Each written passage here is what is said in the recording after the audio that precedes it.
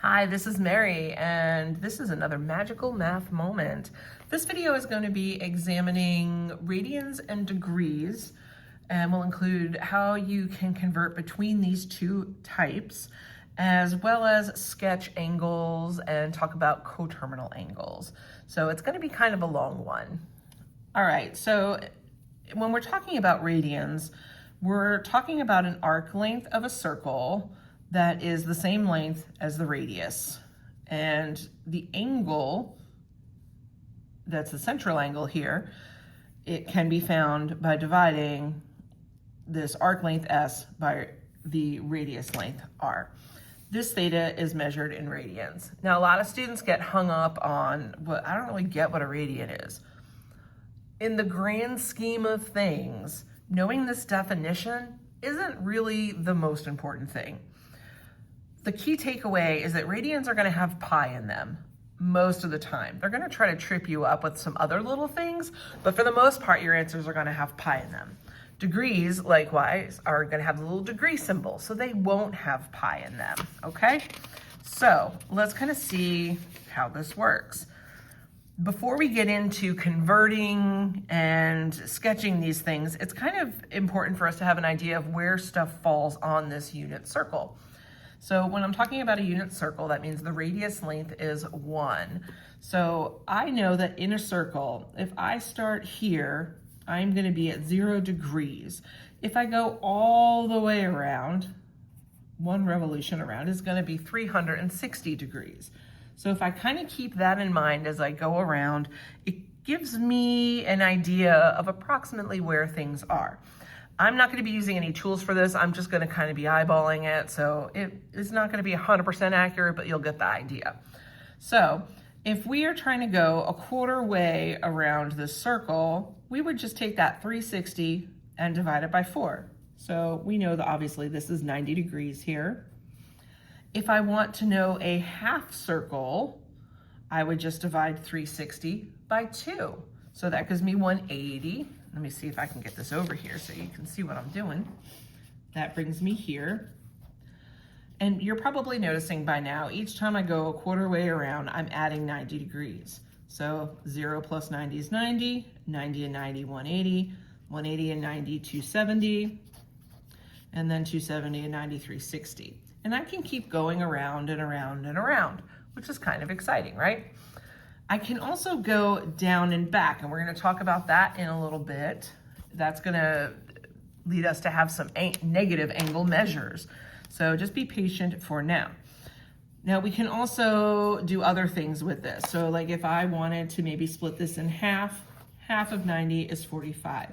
So if you're good with fractions, you're going to be great with this, okay?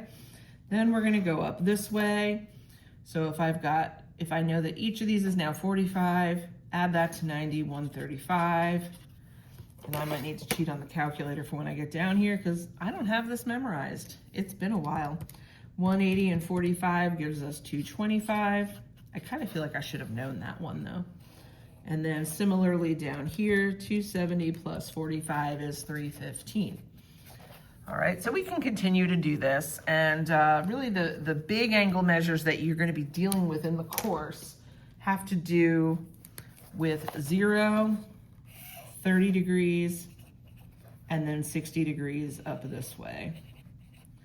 All right, so if you can think about 30 degrees going into 360, 360 divided by 30, that gives you 12. That means we're going to be dealing with twelfths around the circle. And if we're looking at 60, if I divide 360 by 60, I know that that's 6. So it's going to divide the circle into sixths. That's a tough one to say. All right, so we can also do this with radians. If I'm starting again at 0 over here, that's fine.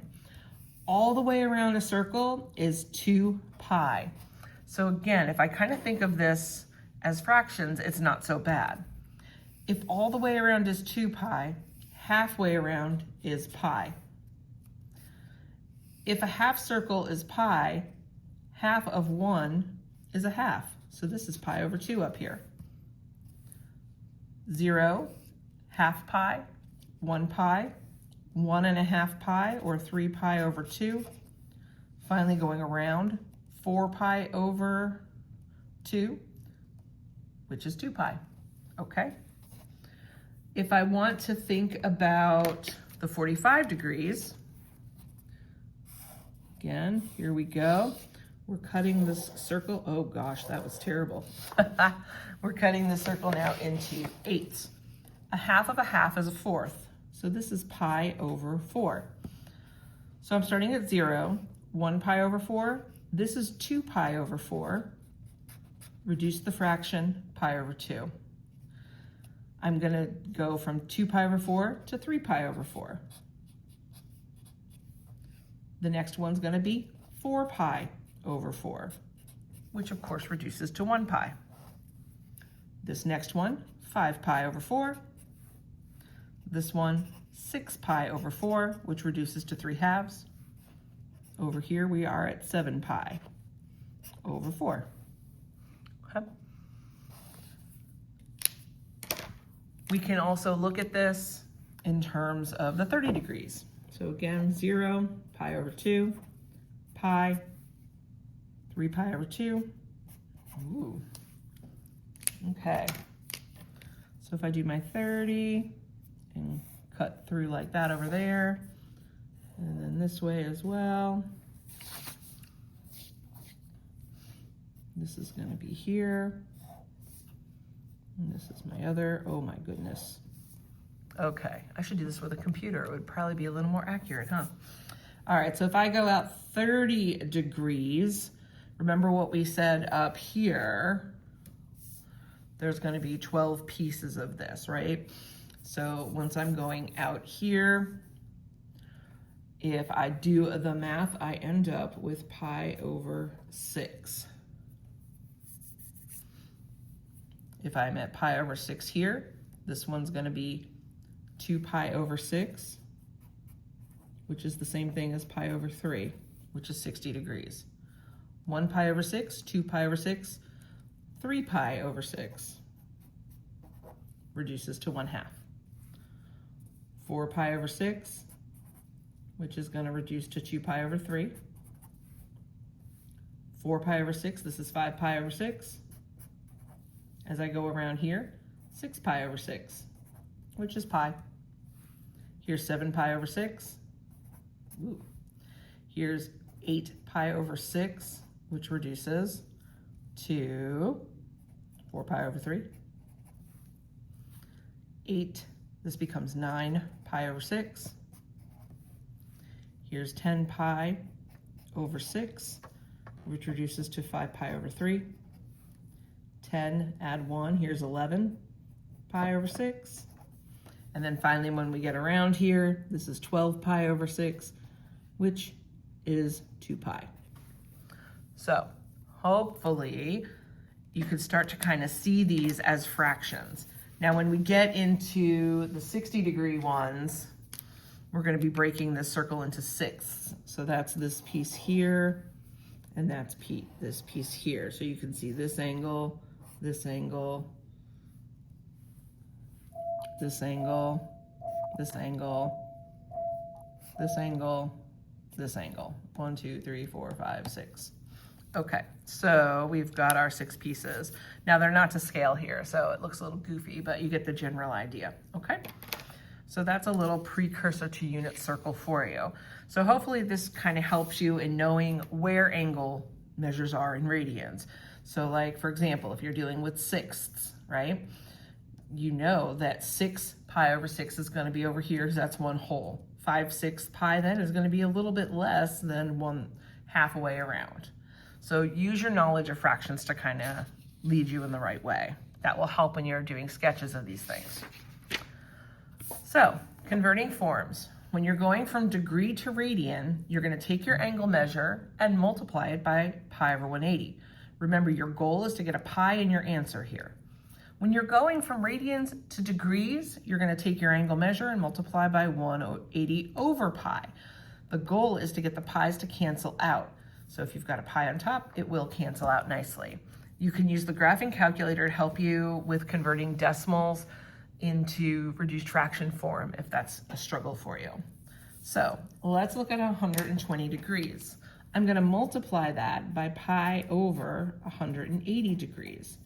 So let's do that. I've got 120 divided by 180. That gives me 0.6 repeating, which I know is 2/3. So 120 degrees is the same thing as 2 pi over 3. And that's all you have to do. That's not too bad. If you've got something like 400 degrees, we're going to multiply that by pi over 180. 400 divided by 180 is 2.2 repeating, which is the same as 20 pi over 9. Okay, it's kind of gross, but you know, it works. Going the other way is pretty much just as easy. So this time, since we're starting with a pi in our theta, we're going to multiply by 180 over pi. That means the pi's cancel, and I'm left with 5 times 180 over 4.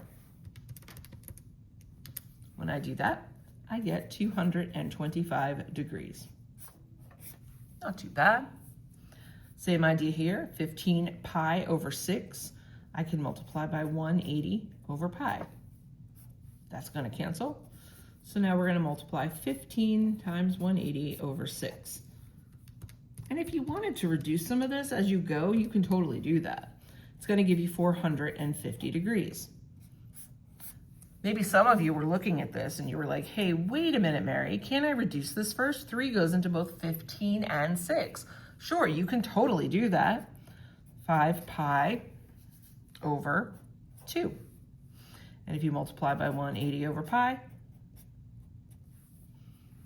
the pi's go. 5 times 180 divided by 2, it's going to give you the same exact thing, 450 degrees.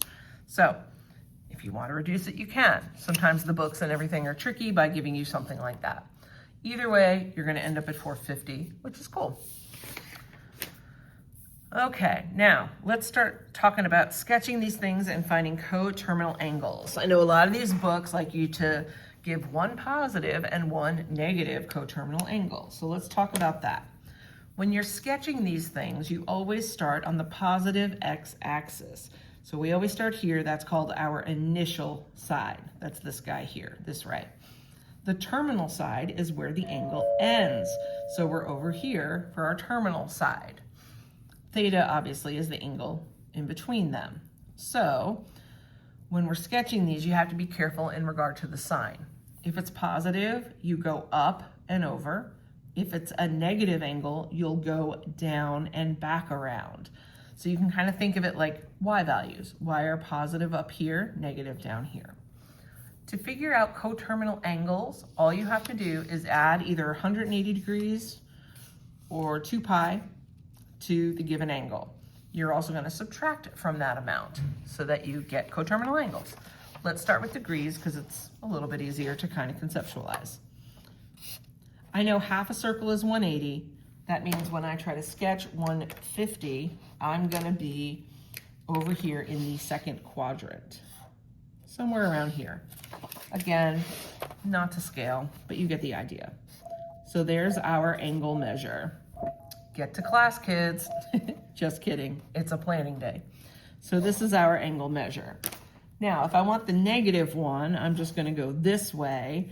So since I'm going down and around, I'm going to subtract 360 from 150. So 150 minus 360, I don't know what that is. Negative 210. Okay, this is the part where it gets weird.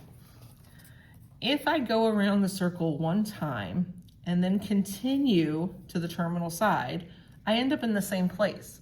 Now I've traveled further, right? Because I've gone around once, but that's how this works with just adding 360. Isn't that cool? I know, really cool. That gives you 510. Okay, that's all you have to do. It's not too terrible. Let's talk about negative 200 degrees. Okay, so same logic as before. I know negative means I go down and back. So if I go negative 180, I end up over here. That means 200 is going to be 20 degrees more. So again, somewhere over here. Kind of goofy that I did it the same way. Very close, right, in the second quadrant there, but that's okay. So I'm kind of curious to know what the positive part of this is. So I'm going to take my theta, negative 200, and add 360 to it. That's going to give me positive 160 degrees. I almost went off the page. That's not so good. Now I kind of have a choice. If the directions are telling me to find another negative one, I have to keep going negative. So I have to do negative 200 minus another 360. So I'm going to go around one time and then continue to the terminal side. That's going to give me negative 560 as my coterminal angle there. Now that you have an idea with degrees, let's talk about radians.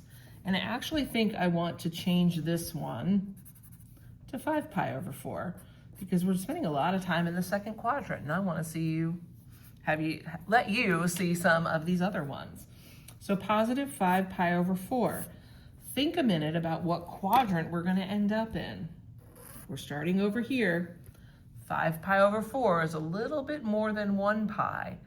So think about where we're going to be. If you guessed the third, you're correct. Remember when we've got these 4s on the bottom, it's bisecting the quadrant. So 5 pi over 4 looks like that. If I want the negative angle measure, I'm just going to take 5 pi over 4. Let's get rid of that. That's disgusting. And I'm going to subtract 2 pi from it. Now, obviously, we're dealing in fractions, right? So we have to do a little bit of arithmetic here.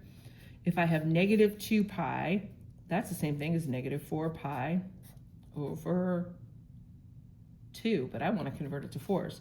So this should be an 8. Wow, I'm having a rough time today. All right, negative 2 pi is the same as negative 8 pi over 4. That looks really gross. So I kind of want to rewrite this 8 like so. 5 pi minus 8 pi is negative 3 pi over 4. So that's one of your angles. And if you think about it, it kind of makes sense, right?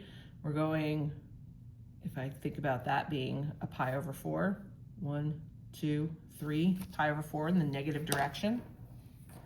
If I want another positive one, I've got to take that 5 pi over 4 and add 2 pi to it. In this case, 8 pi over 4.